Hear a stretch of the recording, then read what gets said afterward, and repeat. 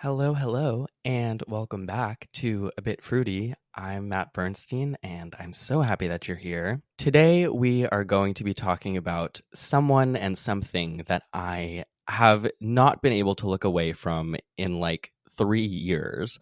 And I feel like if I don't get it out in podcast form, then it's just going to keep rotting through the insides of my brain. And we can't have that. To help us explain the phenomenon of Oli London, we are joined today by the one and only Taylor Lorenz. Taylor is a tech reporter for the Washington Post.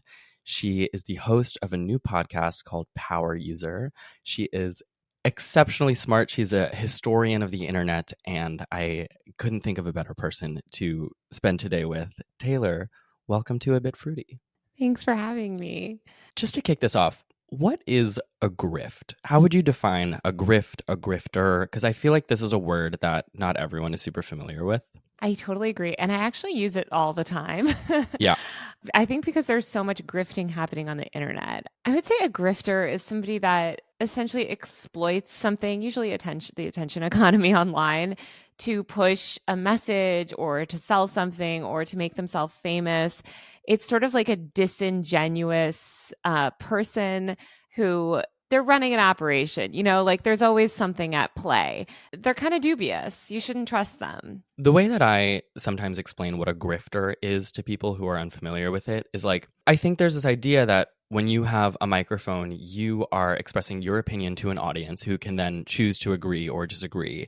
And you're attracting an audience based on, people who are interested in what you have to say. What I think a grifter does is they take kind of the temperature of the room of what do people want me to say, or where is the most money in what I can say, and then they say that thing. Exactly. It's actually like going in the other direction where they're following their audience instead of their audience following them. But the audience oftentimes doesn't realize that. Well, that's what I mean about that sort of like disingenuous approach to things, right? It's, as you said, it's kind of shrewd. It's like, this is going to feed a moral panic. This is going to get people incited. This is going to get people outraged, whatever. I can then monetize that. So I'm going to say this stuff. It's leaning into usually pretty bad beliefs. I mean, a key example of a grifter that I've talked about, just this kind of category of grifter that I've talked about a bunch on this podcast, is like there are a lot of LGBT conservatives online. Blair White, Ariel Scarcella, the TikTok twink, I don't remember his name. There's a bunch. And it's not to say that none of these people sincerely hold their beliefs, but they, I do think, are always susceptible to change based on what they think their audience wants to hear. Yeah. I mean, fundamentally, grifters crave attention. And I also crave attention. Who among us? Who among us? But I won't sell my soul for it. We wouldn't sacrifice our morals to get it. Exactly. I'm just craving attention and trying to keep my soul throughout the process. So, Oli London. Oli London is, okay, if you're listening right now and you're like, I have never once in my life heard the name of this person, I don't know what you're talking about. First of all, I want what you have. Second of all, strap in, because this is kind of a wild one. I know you and I are both very terminally online, as the kids say. I mean, your podcast is called Power User, and I would say that you've very much earned that title over being extremely online, which is the title of your book. I am also extremely online, and so I think if you've been extremely online, it's hard to have fully evaded Oli London. But then I was telling my not chronically online friend yesterday that I was going to do this episode, and he was like, who's Oli London? And so I started to explain the story to him for the first time, and I was watching like his eyes and his jaw express to me like and remind me, oh, this is actually an insane story. Do you remember your first time encountering Oli London? Well, the first time I knew who he was is I'm an avid Daily Mail and tabloid news reader, and oh, I'm so sorry. It's an addiction. There's something about tabloid news that will always, I mean, I worked in tabloid news. There's something about the way that they find and frame stories that is obviously really bad for society in many ways. But as a journalist, I just keep tabs on all of it. His sort of initial viral blow up was very well covered on the Daily Mail. And so that's where I first heard the name. Yeah, the Daily Mail loves like a loves a plastic surgery scandal. Mm-hmm. I think I mean, millennials love. I think the world loves a plastic surgery scandal. Do you remember what the story was about and how you reacted? well, he was claiming that he wanted to be a Korean. Like he was Mm-hmm. claiming, I mean, he was a white man, but he was claiming that he sort of identified as Asian. And so he had gotten an extensive amount of plastic surgery to fulfill that belief that it's not even a belief. He just got a lot of plastic surgery to look Asian, basically. Right. And of course, they were covering in this way of like, is he the first like transracial, which is, by the way, not a thing, Yeah. you know, person? And I was just like, he looks insane. He doesn't even, I don't even think he looks Asian. He just looks like he's had a shit ton of plastic surgery. Yeah. Yeah. Many eye lifts, and I don't even think the outcome at its peak was what he was hoping for. I remember first coming across Oli London because he was also like amidst the many surgeries, he posted some selfie on Twitter where if you're watching the video version of this episode, I'll throw it up on the screen, but he was like clearly like fresh out of a surgery, like very puffy, very swollen, and he was like, "I'm trans Korean. I'm Korean now." Again, if you are not familiar with this person's story and you're like, "What the fuck is going on?" Let's back up a bit. So Ollie London, Oliver London, was born in England in 1990 to a housewife mother and an interior designer father. He's white. I do feel like that's an important part of the story. He's very white. He, in interviews, has said that his dad growing up was like very aggressively masculine and dominant and would project that onto Ollie in ways that could sometimes veer into abuse territory. He put a lot of pressure on Ollie to be, very masculine and, heterosexual presenting. Ollie London has described being bullied growing up in school for having gynecomastia and bad acne. Gynecomastia is a condition where it's pretty common, like 30% of young boys and men deal with it at some point. It's where you grow excess breast tissue and it can make it appear like you have breasts. And so that made him dysphoric, and he would end up getting corrective surgery, which again, a lot of people do, but is just ironically very much a gender affirming procedure, whether you're, cis or trans. In 2013, Ollie London goes to South Korea for a year for a teaching job that he had. And he became very interested in South Korean culture, which is kind of where the story goes south. Ollie London becomes really obsessed with K-pop and specifically the group BTS, which I'm not a huge K-pop person, but I know that is a world that sucks people in. Within a year of going to South Korea, he starts to get these cosmetic surgeries to resemble the BTS member Jimin. By 2022, so less than a decade later, he had 32 surgeries, including, let me check my notes, 6 nose jobs, an eye surgery, a facelift, a brow lift, a temple lift, and veneers, totaling more than $200,000. A lot of this is like according to the Daily Mail, so who knows how accurate that number is. Because a lot of people get plastic surgery and a lot of people get a lot of plastic surgery. And the thing that really got the internet going was he began to pull this, what I would call a stunt online, where he was identifying as trans Korean. That really drew the ire of the internet very quickly. He angered immediately both the online trans community and the online K-pop community. There were, endless small media documentaries around like, this white guy got 32 surgeries and identifies as trans Korean. Is there any meaningful difference between trans Korean and transgender? Like, you had Ben Shapiro on Twitter being like, well, if you don't think he's trans Korean, then you're a bigot. Amongst the other people who like came to this person's defense, there's one person in particular who was like, basically like, leave Ollie London alone. Can you guess who it was? Was it high or check? Oh my God, no. Oh God. Could you imagine? It was Rachel Dolezal. Oh my God. Yes, I do remember that. And it was like, yes, the one other transracial person, like, I guess transracial solidarity. I mean, the thing is if Rachel Dolezal had actually leaned in and started calling herself transracial and done it just a few years after, I think she could have had the Oli London trajectory. She could have totally been like a right-wing grifter. Yeah. She was just a little too early and she didn't take the bait. I also think she was too earnest. Yes. I think Ollie is like a deeply, I mean, we can get into this later, confused man.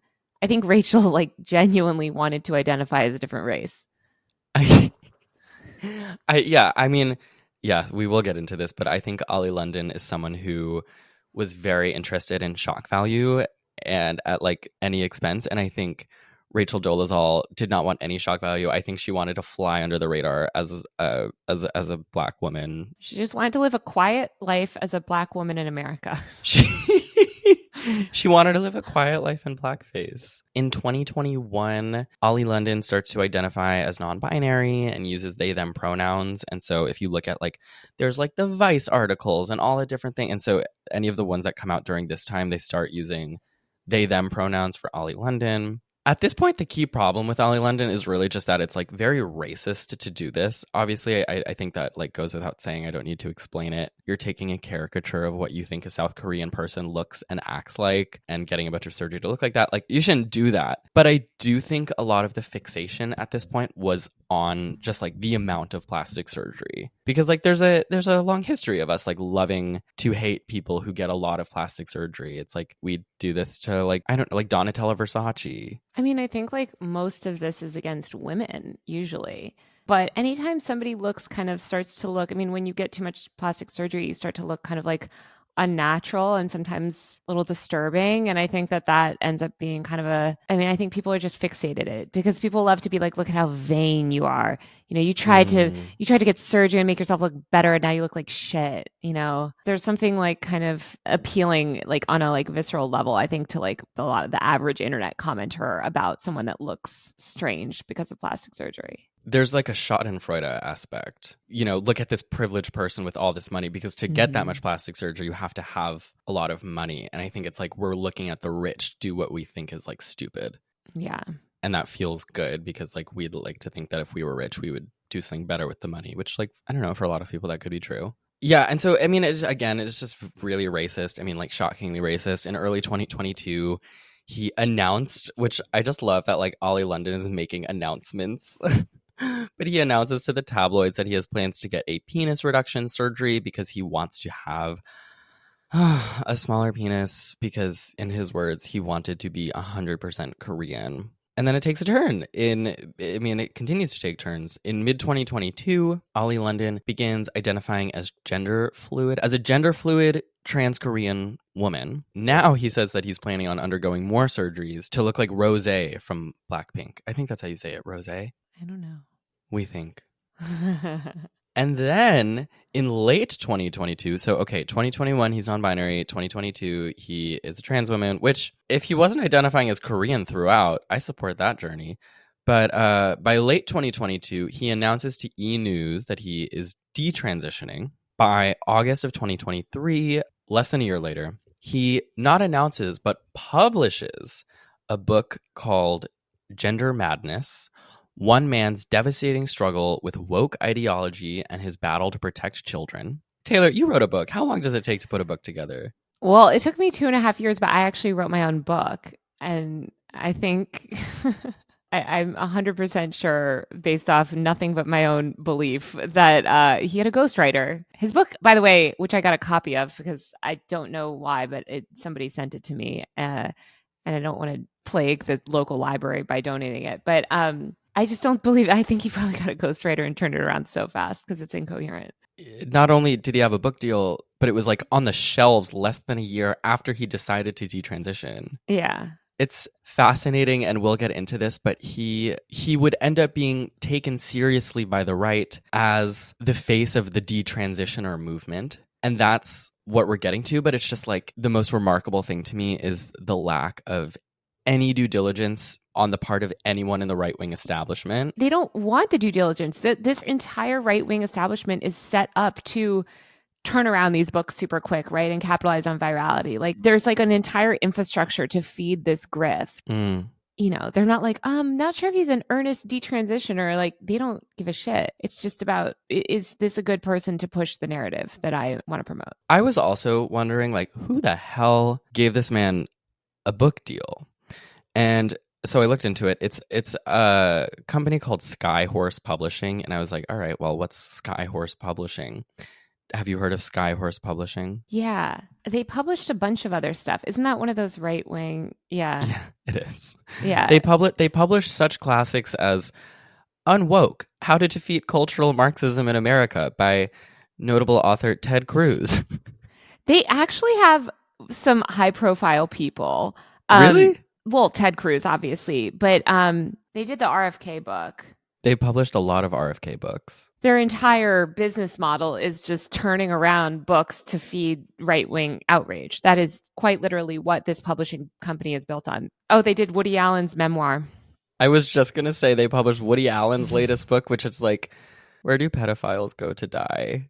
The right-wing grift machine. Yeah. Actually, where do pedophiles go to thrive, really? Yeah. The publishing world used to be this like kind of like gate kept world, and it was like hard to get a book deal, and that was like a big accomplishment if you got like a book deal from like a major, publishing house. And now there's just so many of these kind of like smaller independent publishers built to support specific really right-wing agendas, and they turn around these books, or they help people, right-wingers, self-publish a lot of books too, or like ebook type courses and things. And I consider Skyhorse as part of that universe. So upon publishing this book and detransitioning, which I'm going to say that with a huge asterisk, because I'm not in the business of saying who is queer and who's not, and who's trans and who's not, but I don't think this person ever transitioned in the first place. I just think he got a lot of plastic surgery and tried to like shock the internet, and was trying to do that in multiple ways, and quote unquote detransition was his latest effort. But upon doing this, he immediately becomes like a conservative media circuit spokesperson for the anti-trans cause. He has made, according to him, over 120 news media appearances, many of which I've watched, unfortunately, on Fox News. He was a recurring contributor on Newsmax, OAN, Talk TV, GB News, Tucker Carlson Tonight, Piers Morgan Uncensored, Megyn Kelly, and he's always framed by these journalists, these like, some of them, I mean, unfortunately, like legendary, Tucker Carlson, Piers Morgan, Megyn Kelly, these like iconic conservative talk show hosts, as like he's introduced by them uncritically as like the face of detransition and like trans issues. And that kind of brings us to where he is now. He has successfully transitioned, no pun intended, into like a moderately successful online right-wing influencer. He has over 400,000 Twitter followers. He tweets like 100 times a day. Relatable. Yeah, you know what? Maybe I was like that. I put that in my outline, but then I'm like, hey, some of us also tweet 100 times a day. But he just tweets like right-wing outrage 100 times a day. Yeah, his Twitter is so unhinged. It's bizarre. I would like to take a quick moment to thank our forever friend and sponsor of today's show, Blueland. Speaking of forever, most of the everyday cleaning essentials you use in your home, what you use to clean your mirrors and your counter and your dishes, the main ingredient in all of that stuff is water. And the main ingredient in the packaging is obviously plastic. Blueland is on a mission to eliminate single-use plastic by reinventing cleaning essentials that are better for you and the planet, and give you the same clean that you're used to. Basically, how Blueland works is you order your bottle one time. So instead of ordering a bottle of dish soap or window cleaner over and over and over and over and over and over and over again, you just buy one what they call forever bottles, which are very cute, very chic. You fill it with water and pop in one of your Blueland cleaning solution tablets, and bam, you have your cleaning solution. And when you run out, all you have to do is fill that bottle with water, pop in a new tablet, and you're ready to go. No more wasting single-use plastic bottles that'll end up being thrown out, and no more wasting money on shipping what is mostly just water. Blueland refill tablets also start at just $2.25, so not only are you being better to the world, you're also being better on your wallet. I love Blue Land. I live in an essentially entirely Blue Land home at this point. I use them for my laundry, my dishes, my all of my different countertop surfaces. And if you would like to try out Blue Land and get 15% off your first order, you can head over to blueland.com/fruity. Again, that's blueland.com/fruity. Now back to the show. Sorry, I don't know why I did that. Back to the show. Ugh. He was kind of starting to fade into history for me as a figure. I was like, wow, that guy who like got all those surgeries and then became an anti-trans grifter, but I haven't been hearing from him lately. His latest pivot, however, is the pro-Israel cause, the Zionist cause, which if you go on his Twitter is basically what the entirety of it is now. Just as he was slipping my mind, finally, as I was getting my brain cells to regenerate, two things happened. One was that I was on Facebook. I know. Taylor, don't give me that look. I was on Facebook. I was scrolling through like the Facebook stories of people that I grew up with, because sometimes I do that. Sometimes I'm like, hey, what's that person from high school up to? And someone who I knew when I was younger, who has been railing pretty hard, against the Palestinian protesters and stuff. And this is like a total normie, a total local who's like not terminally online in the way that we are, shared a tweet, a pro-Israel tweet from Oli London. And I was like, whoa, Oli London is like reaching the normals back at home. Like, this is how successful his reinvention as a right-wing influencer has become, that like these people don't even know about the trans Korean bullshit. These people don't know about the K-pop shit. These people like think that he's just a source for media. And these are people who identify, by the way, as like liberals. Yeah. Oh, I've seen liberals share his stuff before, especially since the pro-Israel. I mean, the unfortunate thing about the internet is that most people don't know the lore of many of the people that they're sharing or following. And so you'll see, especially people like Oli, hop on, whatever's the trending issue of the time, go really hard on it, speak to usually a very extreme minority. I mean, ultimately, most of the public does not support what Israel is doing right now, but he knows that there's money to be made in coming out. And so, these people, these liberals, they see someone posting, the ideology that they agree with on Israel. So then they follow him, and then they're slowly fed a diet of like more and more extreme content. It's so interesting how he jumps from thing to thing, from outrage concept to outrage concept. But he really goes full throttle for each thing in a way that I think aids his reinvention, but is sometimes so pronounced that people who have known about him for a while can't help but notice, and he'll have a viral moment. And so amidst his kind of like pivoting to Zionist activist, he changed his profile picture, and I want to send it to you and have you describe what you see. Oh yeah, the IDF, yeah. describe what you're looking at. It's Oli London with his hair, shaved very short, wearing a black sweater and a big military-looking vest with a giant patch on the front that says Ministry of Foreign Affairs, Israel. And it looks to be like a bulletproof vest. He's standing in front of like a giant fence, probably where they fence in the innocent Palestinians. Yeah. Yeah, he's just standing there basically in his little propaganda vest. He must have been on some sort of trip, like a press trip. Yeah, he's wearing, this is like, I don't know, I feel like similar pictures have been taken of like Deborah Messing and like Jerry Seinfeld and these people. Well, Israel has this whole massive PR industrial complex, and they love to have people over, especially influencers, and dress them all up. And I guarantee you he is in absolutely zero danger in this picture, and yet he's got the bulletproof vest, because the whole thing that they do on these trips is sort of try to radicalize people and say, like, oh, look at how dangerous it is. I'm over in Israel, and I've got to wear the vest because, I could get murdered at any minute. Meanwhile, they're the ones doing the murdering. The other thing that I want to send you is Oli London's current Twitter header, like banner image. And I want to get your read on that too. It is a red, white, and blue banner that looks like it was not made quite in the right specifications. It looks like it was a screenshot that's been uploaded, which is hilarious. It says Oli London TV, News, Politics, Analysis. News, Politics, Analysis. And I just think it's like I don't know, watching him consciously rebrand himself over and over, I think is really interesting. I totally agree. It's also just like it's interesting as well his new profile picture, which is he's in a suit. He's got a dog tag with the Star of David on it. He's got the yellow, remember the is hostages Israel stuff like pin.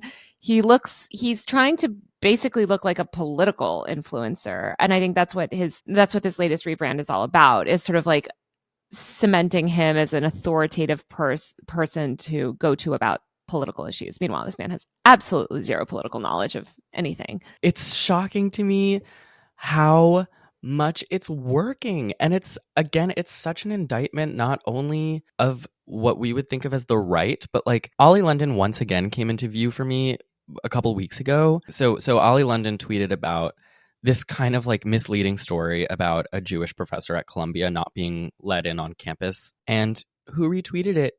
Andy Cohen. Ugh, Andy, come on. What are you doing? How are we letting this happen? I mean, unfortunately, I think celebrities, and I consider Andy a celebrity at this point, they amplify these people constantly. Like people like Oli and other right-wing grifters, like they play very well, weirdly, in, I think, Hollywood, where I think a lot of people don't have the media literacy. I would expect Andy to have a little bit more media literacy, although it sounds like he just ideologically agrees with him. And that's enough to platform a grifter. And it's a shame. I mean, again, I've been like watching Oli London's interviews and stuff, which are always very interesting. And we'll get to that in a second. But this is where he levels out now. And he's also said that he wants to be a policy advisor to Trump. And frankly, I would not put it past anyone involved in picking who gets to be Trump's policy advisors to make Oli London a policy advisor. To me, he is doing everything right. He's very Milo Yiannopoulos, but the sad fact is that even Milo had more political experience than this man. Do you want to quickly explain who Milo Yiannopoulos is or was? Because who hears from him anymore? No one, thankfully. Yeah, he was recently, I think, resigned from UZ. He was kind of one of the original like effeminate gay like conservative men to come up. He started as a blogger, like a tech blogger actually, and then kind of became radicalized and was like, I'm a flamboyant gay man, but I'm right wing and I actually don't know if gay people even deserve rights. And he was very pro-Trump very early and sort of rode that Trump train. He ultimately, I think, flew a little too close to the sun, and it turned out I think he was sort of canceled by the right ultimately, which is really the only way that these people can be eradicated, is like when the right itself deplatforms people. He had made a bunch of comments about like young boys, and it was sort of basically he was canceled for like being a pedophile, but not, who knows what, that's a criminal allegation, but like, he had made comments that were enough to make the right-wing media angry. Of course, at that point he did therapy he basically went through a conversion therapy program, came out as straight and Catholic, got a job as Matt Gates's press secretary or something. At one point he was working for Matt Gates, and then was working as Kanye West's chief of staff. Oh. And apparently was living with Dove Charney. Kanye West, Dove Charney, and Milo Yiannopoulos were all living together at one point in this big house in LA. We have like every possible terrible cameo in this one little story. I remember Milo Yiannopoulos. He was also like doing a lot of outrage bait type of things like 10 years ago. And I remember and he would say these things that I was just like, oh my God, I hate this idea that like gay people can set the gay community back. But I do reserve that for someone like Milo Yiannopoulos, because he would say things like, how can I be racist when I suck black dick? Exactly. That it was all stuff like that. Oh my God, he loved talking about sucking black dick. Like he and also it's like, there's that other guy, Daniel Ryan Spalding, the pro-Israel influencer, where, there's this specific type of conservative gay male influencer that's also deeply misogynistic. Mm-hmm. And obviously anybody can be misogynistic on any part of the political spectrum. But I think that these very flamboyant, effeminate gay influencers like Milo and Daniel and even Oli, like they lean into misogyny, and it's all about like the blue-haired feminists, and that kind of plays really well on the right because they, hate women. Because they hate women. So a few days ago, I texted you and I was like, could you do this episode with me? Because I was like scrambling and I was like, I need someone to talk about Oli London with me. I can't talk about this alone in a room. I've spent too much time talking to myself about this. I need to talk to someone else about this. And you were like, yes. And the first thing that you told me was that you had met Oli London. Yes, I spent an evening with him. Oh my God, my evening with Oli London. That sounds like a short film that would like debut in Cannes. It was in Cannes. We met at the Cannes. It was during the Cannes Film Festival last year. What is Oli London doing at the Cannes Film Festival? So we were at there was the World Influencers Awards, which is this big awards show in Europe by the World Influencers and Bloggers Association. It's very like international. They had this rented out this, gorgeous ballroom at the Cannes Film Festival with all of these influencers from around the world. Elon Musk's mother, May Musk, was there as well. It was a wild cast of characters. I was awarded, not to toot my own horn, but I was there because I won Tech and Media Influencer of the Year. And also it was so funny because no one knew who the fuck I was. They were like, I would have been there giving you a standing ovation. People were like, congrats. Like, who are you? No followers. But whatever. I was the token media influencer, but Oli won. He won some sort of award, some sort of influencer award, and they put his book up on screen. So we're at Shut up.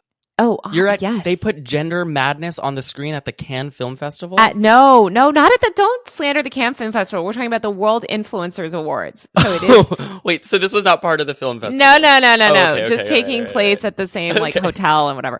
They just do it like in conjunction, I guess, because all the celebrities are there. No, so whatever. It's this big lavish event.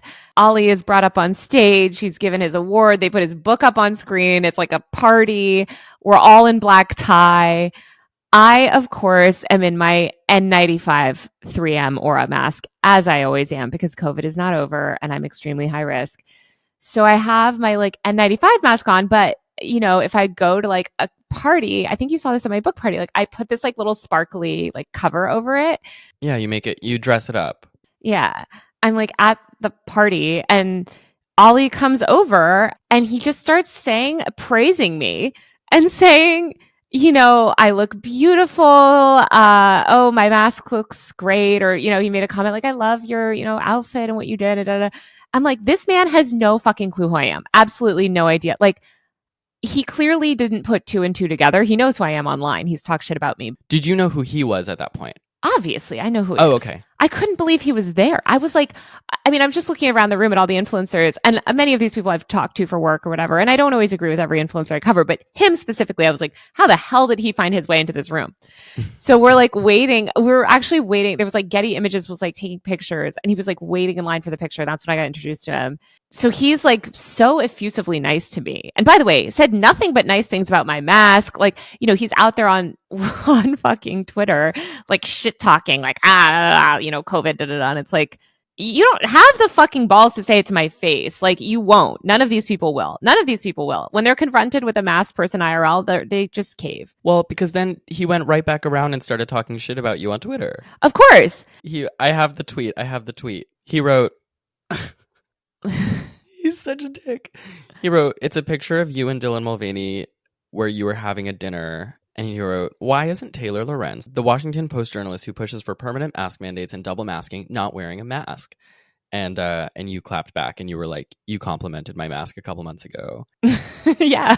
I feel like part of why he posted that also is just because it included in the photo was Dylan Mulvaney. And exactly. He knows that will get people angry. Anyway, and by the way, Oli and I are pictured together on stage in Cannes.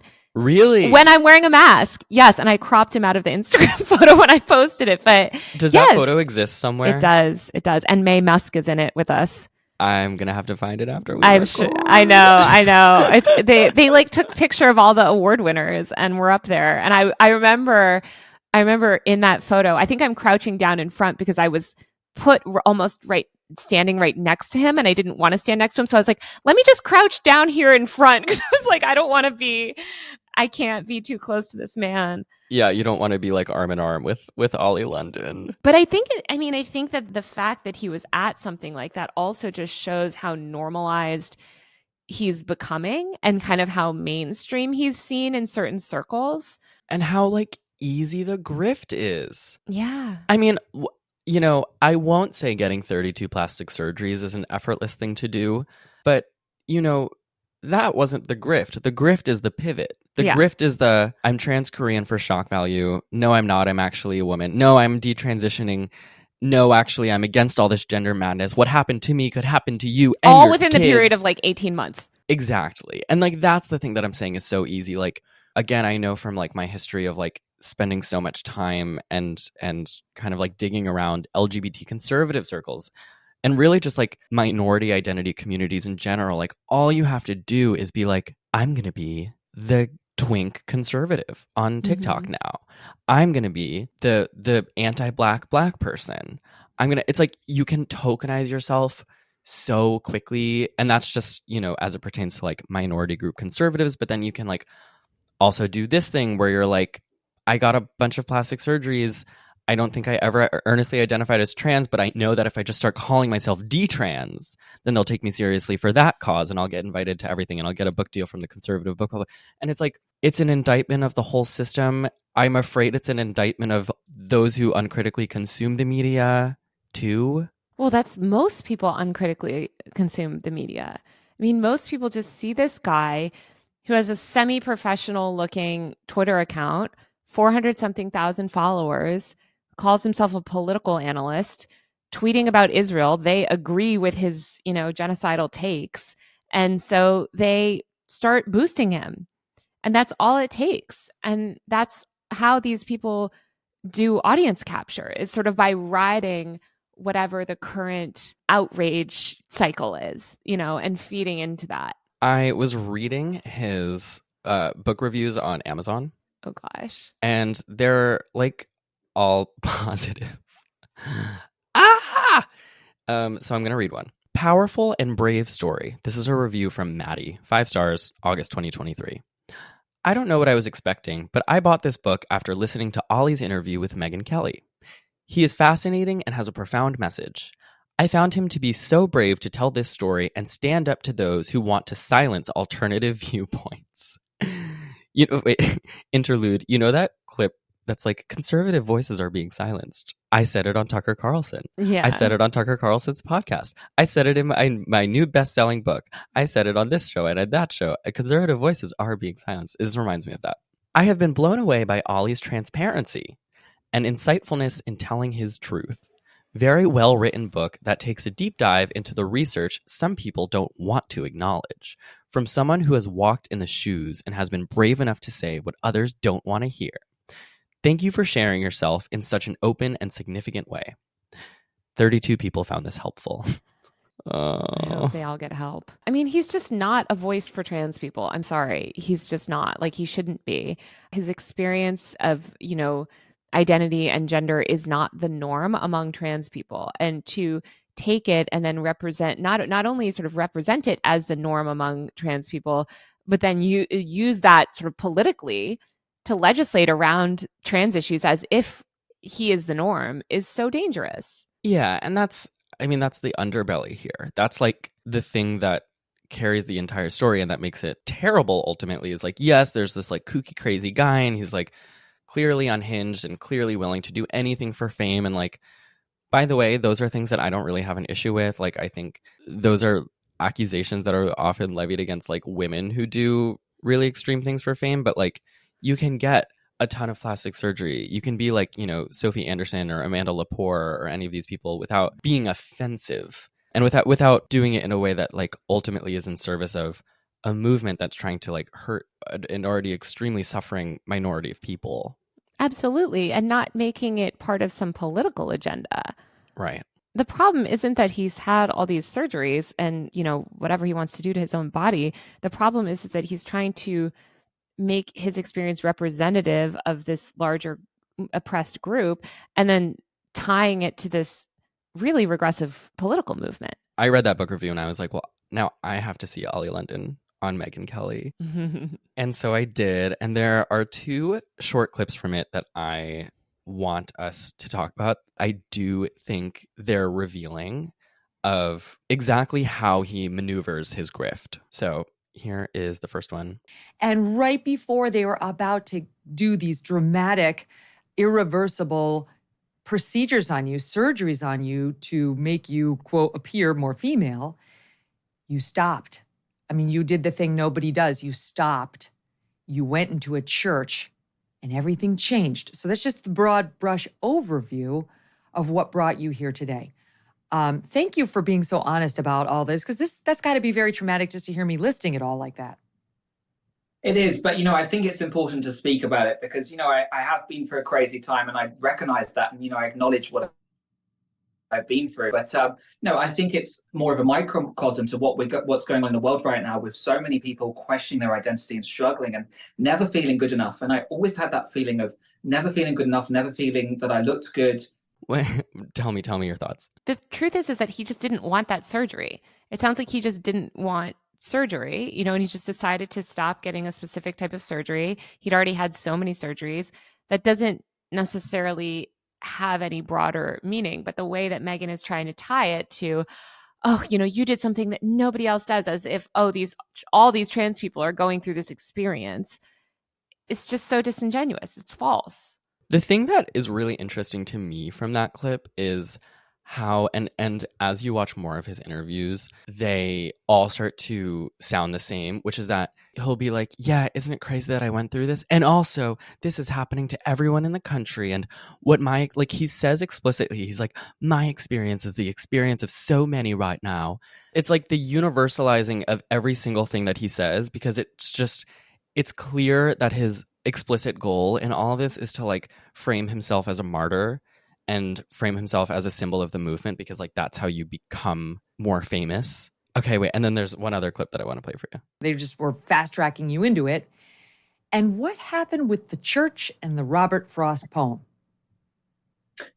Well, so I've been going through all this surgery. I had facial feminization surgery last year, which involved 11 procedures in one day. So that was an eye surgery, jaw, neck, literally every single part of my face. I even had my forehead bone shaved down to make it look more feminine. So that had happened. And then about 6 months down the line after all of that surgery, I was considering more surgery, Megan. So I was actually considering going to Thailand. I consulted with doctors about having a breast augmentation. So that would be putting silicone implants. I wasn't quite ready for the vaginoplasty, but I was ready for the breast surgery. And thankfully, I got to a point where I was like, this is a really big step. Do I want to do this? And I started to question it.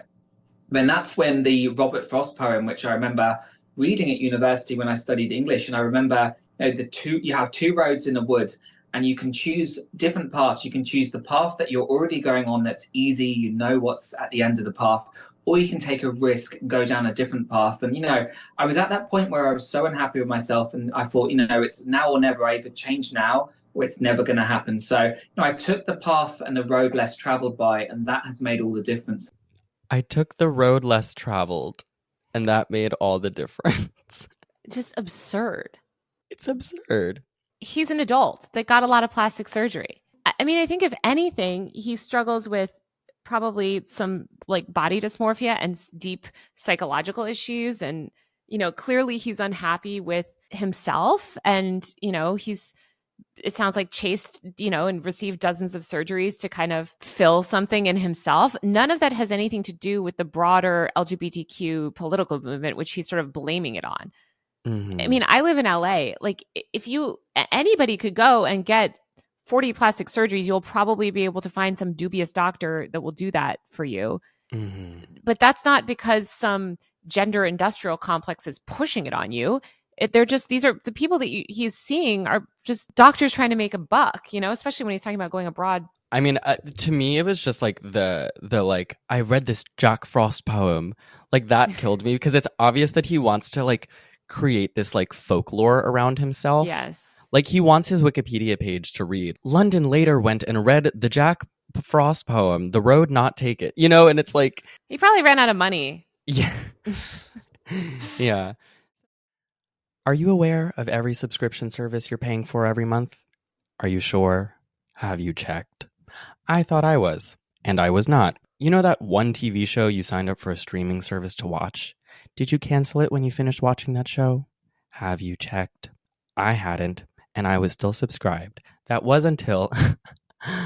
I'm so annoying. That was until I signed up for Rocket Money. Rocket Money is a personal finance app that helps you find and cancel your unwanted subscriptions, monitors your spending, and helps lower your bills so you can grow your savings. It's really easy. Basically, you sign up with your credit card or bank info, and Rocket Money will look at all of the stuff that is honestly kind of complicated and tedious for you or I to look at and let you know what you're subscribing to every single month and still paying for that you may have forgotten about.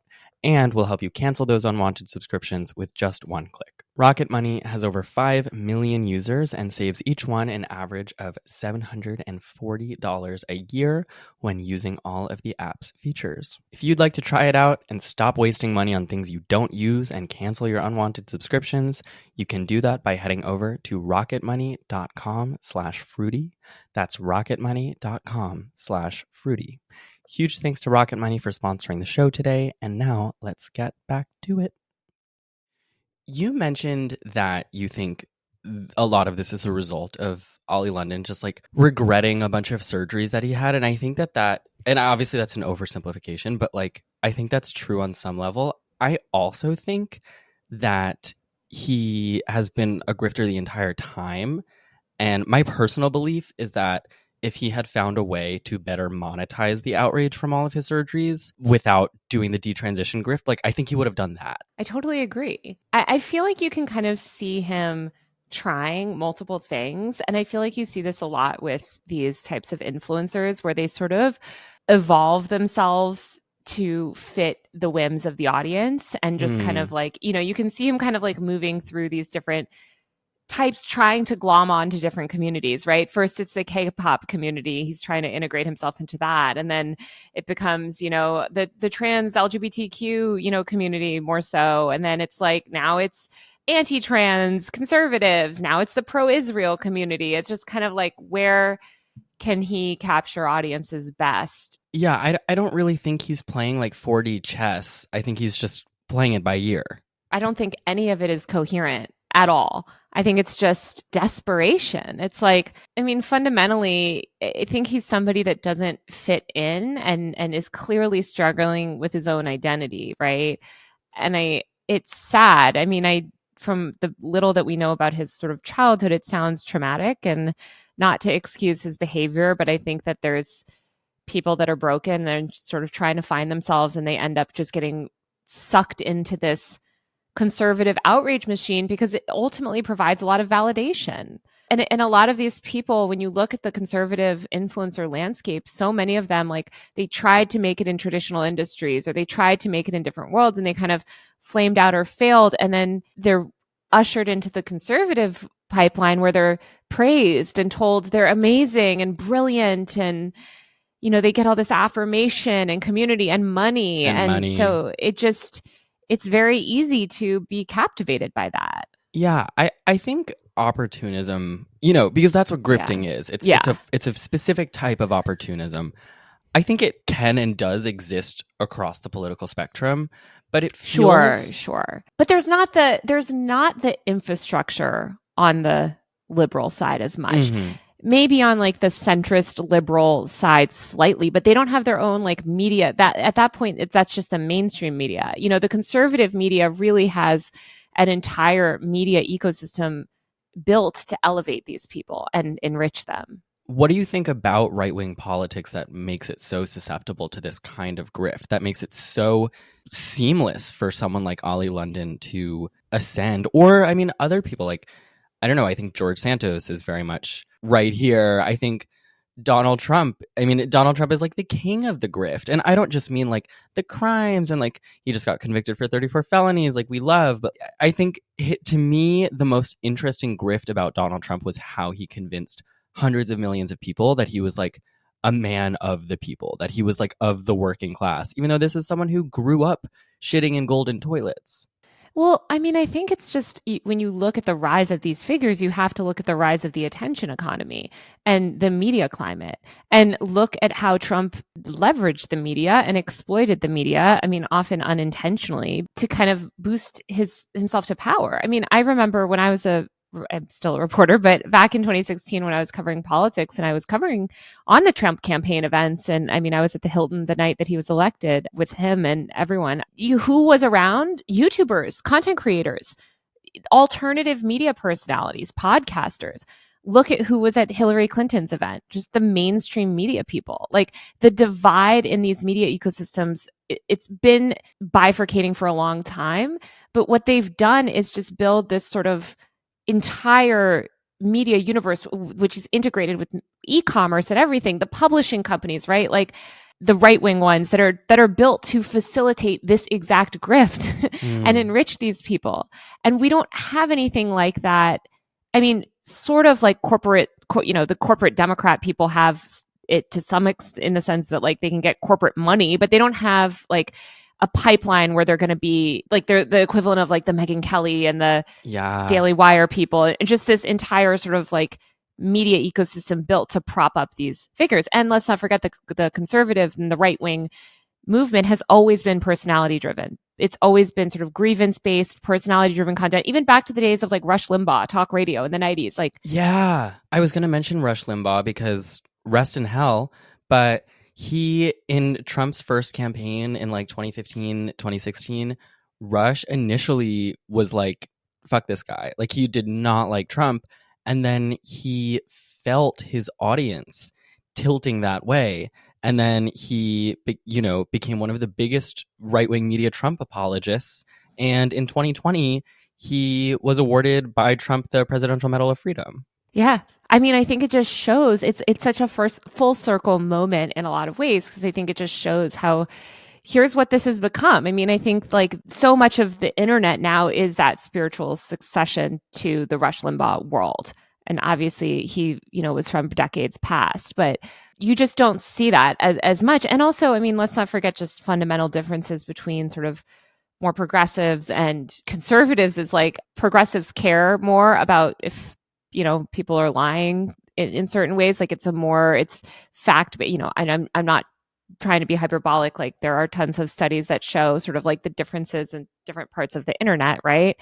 And that's not to say that, on the right, they don't believe in facts, but they with certain issues, they're completely skewed, and they have a regressive political agenda that they're pushing. And the progressive agenda is not, it's very different, right? It's based more around like inclusivity, intersectionality. It's just a different beast that doesn't play as well on the internet, the way that the current internet is structured. Yeah, and that's not to say that like everybody on the left like fact checks everything. No, but it's more that like leftist misinformation doesn't go viral in the same way, because there's not that like pipeline, and also it's like inherently challenging power, whereas often misinformation on the right is boosting, it's upholding traditional power structures, and so it just gets boosted in a way that like more progressive misinformation doesn't. And again, there is tons of misinformation all over the internet, all over the political spectrum, but the right and the far right specifically, it's built around it, Yeah, there's no left-wing equivalent to like QAnon or Pizzagate or any of those things. No, I mean, you see leftist people buying increasingly into right-wing conspiracies. They're actually leftist people, but they've fallen so far down the rabbit hole that they've come back and now are promoting right-wing conspiracies about journalists and about other people. And I think that is the path. This is the pathway that we see all the time to radicalization. I want to talk for a second about Candace Owens, because the argument that I kind of was hoping to make by the end of this episode, that I kind of wanted to state up front, but I didn't want to scare people away, is that like, I don't think that there is a huge difference between Oli London and Candace Owens, or like any of these people really. And so I think a lot of people don't know Candace Owens's origin story. Oh yes.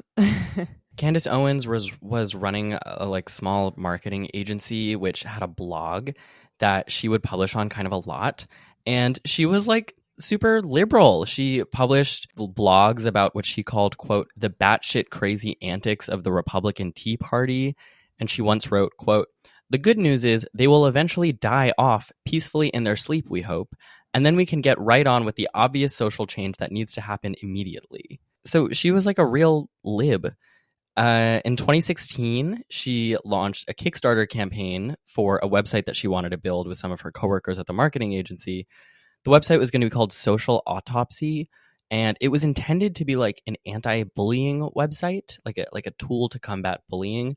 But in practice, it was just going to be a database to compile people's digital footprint and personal information. This seemed to a lot of people, like on the left and the right, as like a pretty obvious invasion of privacy. And so she immediately got a bunch of pushback for this social autopsy website concept. And she was doxxed by her critics, and she blamed this doxing on progressives. And she began online to reach out to conservative media people, including Milo Yiannopoulos and a guy named Mike Cernovich, who, when she tells this story now, she's like, the conservatives embraced me. And she, in 2017, a year later, would say, I became a conservative overnight. Then she started a YouTube channel where she branded herself as like the Black woman conservative, and the rest is history. And so I don't know. I just think it's like a grift all the way across. Like, I become conservative overnight. Like, that's not something that happens to people with principles. I think you're 100% right that there's a lot of similarities in this path between Candace and Oli. You know, what's interesting is like Candace was, I would say, one of the first of this more recent generation of content creators. I mean, she was kind of born out of, you know, Gamergate, basically. Do you want to explain that for someone who doesn't know what Gamergate is? Yeah, Gamergate was this online harassment movement against women, specifically in like gaming and journalism in 2014. It was, you know, ostensibly they were like, it's about ethics in gaming, and, you know, we just want to hold journalism accountable. And what they really wanted is to attack progressive women and progressive women in the video game world for, you know, making games woke. As it was kind of like the early woke panic. It was like, why, you know, doesn't my video game character have double D breasts anymore? And right, you know, Grand Theft Auto has gone woke. Yeah, there's almost so many of these outrage campaigns now that we've become really desensitized. Like Gamergate was one of the first like massive ones where it really took over the media, and I think they exploited the media's inability to understand these cycles. Now I would say the media slightly understand, you know, they're slightly better about covering them. Not the New York Times, you know, who just platforms Chris Rufo all the time, but Candace really came out of that, and she kind of came from that era of the internet, and her kind of anti-harassment campaign and site was built from that, and then she took this conservative slant, and I think it's just been so lucrative. I mean, look at what she's been able to build. I think she has a level of like talent and charisma that I think Oli London does not have. I will say that. Mm-hmm. So I don't know if he'll be the next Candace Owens, but he's certainly in the mix. Yeah, I think he definitely wants to be, but yeah, I agree. I don't think he has like the on-camera abilities that Candace Owens does, or even like Ben Shapiro. Like all of these people who are uniquely insufferable, as I'm sure their viewers think someone like I am uniquely insufferable, but you have to find the uniquely insufferable audience that like clicks with you, and then you can, you know, I don't know if that made sense. We all just have to be our own unique version of insufferable, but right. They, I would say, are, I mean, what they're doing though is a grift. I would right. call it, you know? And that's the thing. And it's like, I was thinking about making this episode and I was like, wait a minute, but like, I give my opinion on what's going on in the world for a living. But I don't know. I think anyone who follows me or like you, I would hope that people can understand that I believe what I'm saying, like deep to my core. I don't know.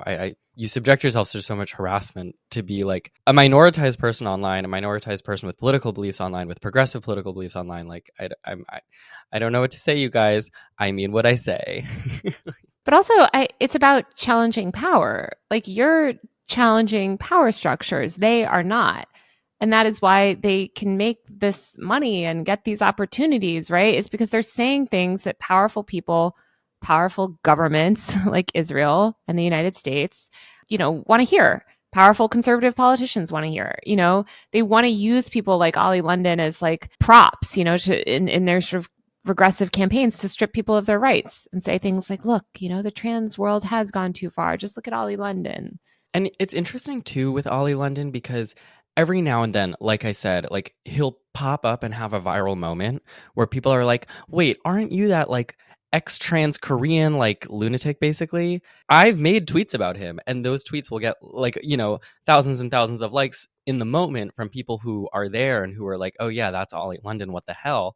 But then Oli London and people like him are really good and they know something that I think now is pretty widely understood, which is that if you just keep going, this is what Kat Tenbarge said to me when I was talking to her the other day, but there's no bottom. you can just 100%. keep going, and you literally just on like do the digital version of like plowing through the controversy. Just tweet 100 more times about Israel, and 3 of those tweets will go viral enough that they'll reach, you know, my friends from high school who have no idea who Oli London was 5 years ago, 10 years ago. Yeah, exactly. And I mean, there's no shame or accountability or introspection or anything. It's pure opportunism and a really sort of self-centered worldview too. It's I mean, it's about how can I get ahead, not what am I doing for the world? What is ultimately my impact? Why does this conservative publisher want to hook me up with a ghostwriter and turn a book around based off this experience that I had for the past year? You know, like what? There's no questioning of it, and that's sad. And in zero ways should we look to this man who has zero political experience or understanding or background in anything academic or political or journalism adjacent, you know, to be some sort of expert, especially on the Middle East. And yet here he is, you know, and just the way that he's positioned as a expert on LGBTQ issues and all these other things. Like this man, nobody should be listening to his opinions. Nobody. And I really maintain that if he had found a way to successfully monetize his position in the K-pop space, then he would have stayed there. And I wish he would had. have stayed there. I wish he would have had. stayed. But that's, I mean, look at, you can say this about every single right-wing influencer. Same, if Tim Pool had, you know, just been able to monetize his sort of left-wing stuff as well as his right-wing. I mean, let's not forget he started as a Vice journalist, an Occupy Wall Street person. You know, you constantly see these people where it's like, God, if you had just been successful in whatever you wanted to originally do, we wouldn't have to deal with you. But the problem is they're failures and they have failed into this grift. And in some ways they fail up into this system that rewards them. And that's another thing. I mean, I'm sure you've gotten this a million times because you've reported on controversial things from a left-leaning angle. Like, I always get accused of being paid by like some amorphous entity for saying the things that I say. And it's so funny that people think that there is money in being like on the left side of things when the money is on the right. Like the money is in, like you said, like there's an entire system to prop up these people. There's money against progressive. I mean, yes. I was just with a very well-known CEO, tech CEO a couple weeks ago who's, you know, was talking about his sort of interactions with different governments and the US government and just also just the amount of money that they spend trying to, that how 100% of those resources countering, especially, you know, certain political movements in the US, it's countering progressive politics. There is no, that is what the money is, you know, that is what the centrists are doing. And that is which is all the corporate power, all the centrists. And then that is also what the right is doing. And then you also have to think about the progressive influencer and internet space generally is like anti-capitalist. Like these are not rich people. They're marginalized people trying to fight for basic human rights. That's why we're all on Patreon, you guys, because we don't have, which by the way, if you want more of the show, Patreon link is in the bio of this episode. But that's why we're on fucking Patreon, because we're not getting shows on the Daily Wire. Like we don't have the Daily Wire. There is nothing. I mean, I covered this Creators for Palestine event yesterday with all these content creators and no, there's not. I mean, there's no media company on the left. Because there's no funding. The entire, you have to recognize that the right-wing media ecosystem is built around the content creator industry and has been for decades now. You know, so that they prop up these people like Barry Weiss, the Daily Wire people, right, as quote unquote independent journalism when they are funded. They are all completely funded up to their gills by far-right billionaires and corporate interests. That is what they are, just shills. They are a repackaged version of traditional corporate media, taken to the extreme, and yet they position themselves online as these like independent journalists. It's like, you're not an independent journalist. Independent journalists can barely eat. Independent journalists are on Substack. They don't have multi-million-dollar contracts with Ben Shapiro's media company. And that's the thing. So Ben Shapiro's media company, the Daily Wire, there was just this report that came out that last year it did like $200 or $300 million in revenue.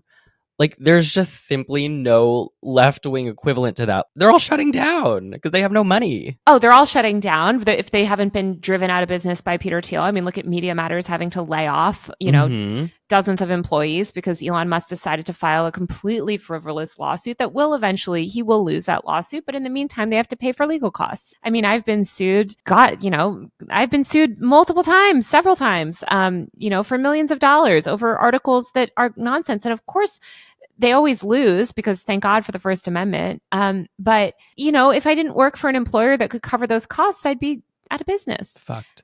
Not only that, but the e-commerce element, there's like a whole right-wing version of Amazon. I forgot what the market's called, like all of these like anti-woke products, like ultra right beer. The money in the right-wing space is there are no like left-wing products. I mean, there's like kind of rainbow capitalism centrist stuff, but the left doesn't have anything like what the right has in terms of this operation. Totally. Oh my God. It's funny that you mentioned Creators for Palestine, because that's another thing that I will get accusations levied against me of like being paid for. And it's like, yeah, guys, I'm getting paid by Big Palestine. Yeah, exactly. The people that are like trying to crowdfund like $4,000 so they don't get like, beheaded by a bomb. Exactly. Meanwhile, the state of Israel, as we know, as I have reported in the Washington Post, actively pays content creators, pays right-leaning content creators huge amounts of money. I mean, I heard one influencer got $200,000 just to fly to Israel on a PR trip recently.